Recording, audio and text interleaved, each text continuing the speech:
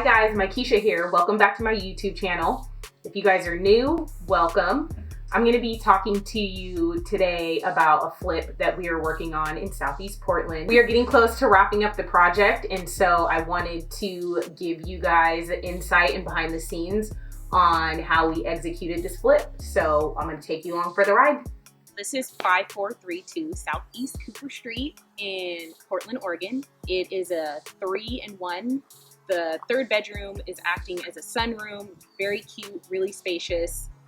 All of the utilities are back there. So we are going to set that space up like it's a sunroom, and that's how it'll be used. We actually shaved down the awning in the back so that it can act as an actual sunroom, because all of that light was being taken from that space. So we shaved it back, and now it's actually a light-filled sunroom. So anyways, come walk with me.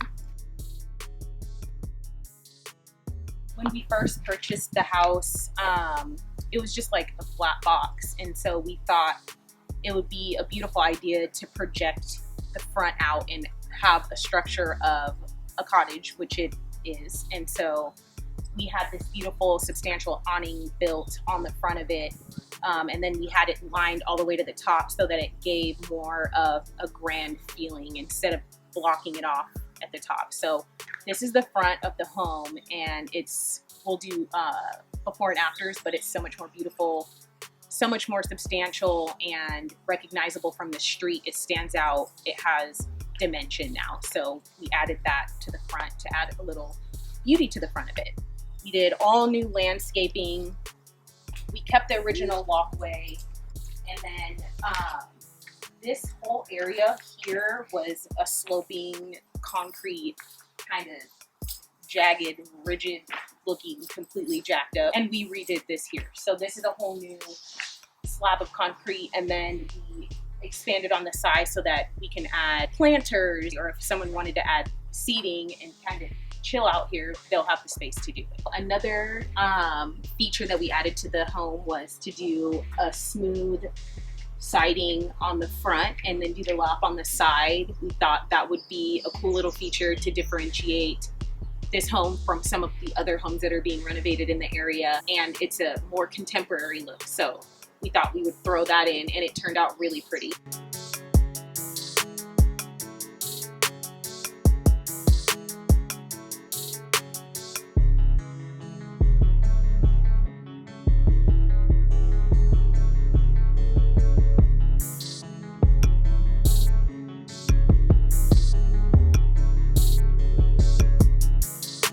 This is a smaller set kitchen, so we're gonna do all brand new cabinets everywhere, brand new backsplash, everything in here is gonna be brand new.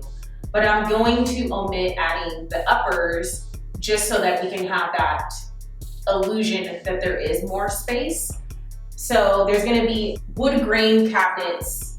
I'm trying to decide if I wanna paint them or stain them. We're gonna do a really pretty butcher block countertop with an oversized apron front sink, and then we're going to do a ship lap backsplash, but instead of running it horizontally like a lot of people do, what we're going to do is have it set vertically. All of the walls and the trim are going to be a nice bright white so that we can just make sure that all the lights bouncy in here. Because this is a smaller space, sometimes it can feel dark, and so the goal is to make everything feel light, bright, and airy. So the layout it'll be a U-shaped kitchen, all new cabinets along this area, and then the sink will be set here. We'll do pretty light fixture. We're gonna have some new can lights put in, and then on this side here, we're gonna have the stove set here, and then we're gonna have the vent hood put up. So stay tuned for all of the pretty finishes.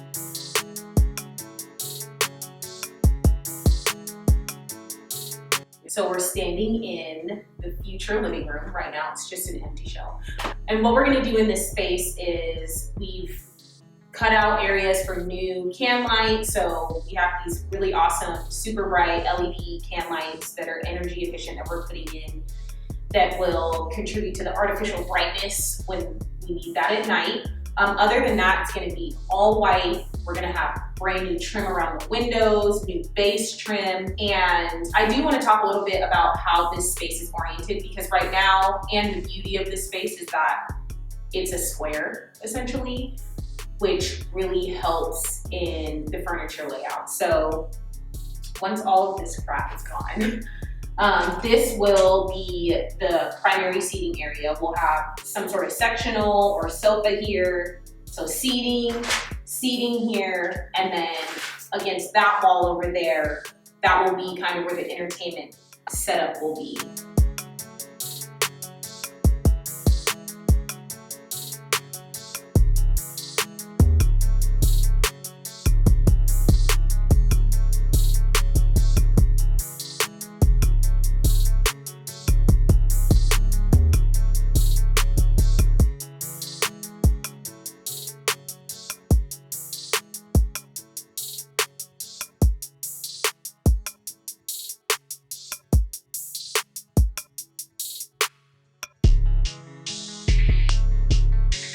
So what's really cool about this house is there's a really expansive backyard. This is set on an almost 7,000 square foot lot, which is killer because when you have a smaller cottage, it's essential to have that additional living space. So what we had done back here is we had a really, really large concrete pad poured so that you have an area to barbecue, you have a seating area, and there's just, you can set up different zones in this backyard to accommodate for the lack of interior living space inside. So this is a beautiful backyard, minus all the trash. It needs a little cleaning and a little trimming, but there are garden beds set back there, really awesome chicken coop, and a really great larger shed for storage. So this is a really beautiful backyard. I wish I had it at my house.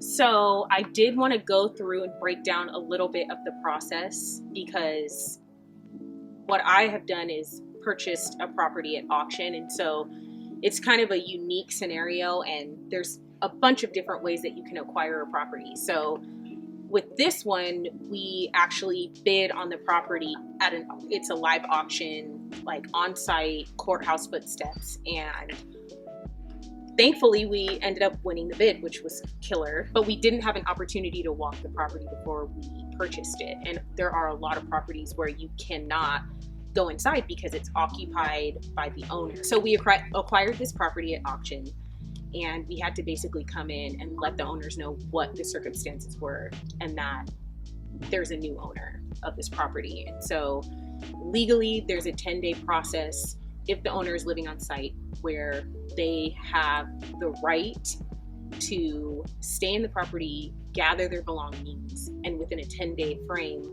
they will vacate the property. And if they leave anything behind, technically, I own it at that point. So the goal is to amicably get the owner, out of the home and into their new situation, whatever that may be. So once we were able to come into the home, the second we got here, the time is ticking. So you want to go in, get your dumpster, which is what we did, and start the demoing process. During that first 10-day process, you want to really take the time to figure out what do you want to do and try to dial in your process and your goals for this particular property at that time. So we came in, we took a look, we took pictures, we measured, let them know what was going on, and from that day 10, we started demo. In Portland, Oregon, with dumping material, there's a whole nother process to that as well, with testing the material and making sure it's a non-hazardous material, so that a dump company will come and pick up that material that could be hazardous. So there's all these different things and different aspects to managing a project, but just right off the gate, those are a couple of things that we had to deal with. Then it's making sure that you have all of your contractors lined up, whether they're subs or whether they are a general contractor, or say I'm the general contractor. You want to figure out who are your people, what are they going to be doing, how much is it going to cost you. So that was just the initial first phase of acquiring the property and starting to plan There's so many steps to this process. It can be extremely rewarding. It can be very stressful, and you're dealing with a bunch of different personalities and a bunch of different projects. And so, like I said, at the end of the day, after everything is said and done and you get through this project, you get through this flip, and you have your property on the market, and maybe you're under contract, those are some of the most rewarding times of taking on a project of this magnitude. I'm going to be walking through this entire project and trying to give you as much information as possible as to how we did it. Everyone does it differently. There's no structure in place for flipping, but there are different milestones you want to hit. So throughout this process, I'm going to take you guys through each one of our milestones, our successes and our failures, so that you can see what it takes to flip a home.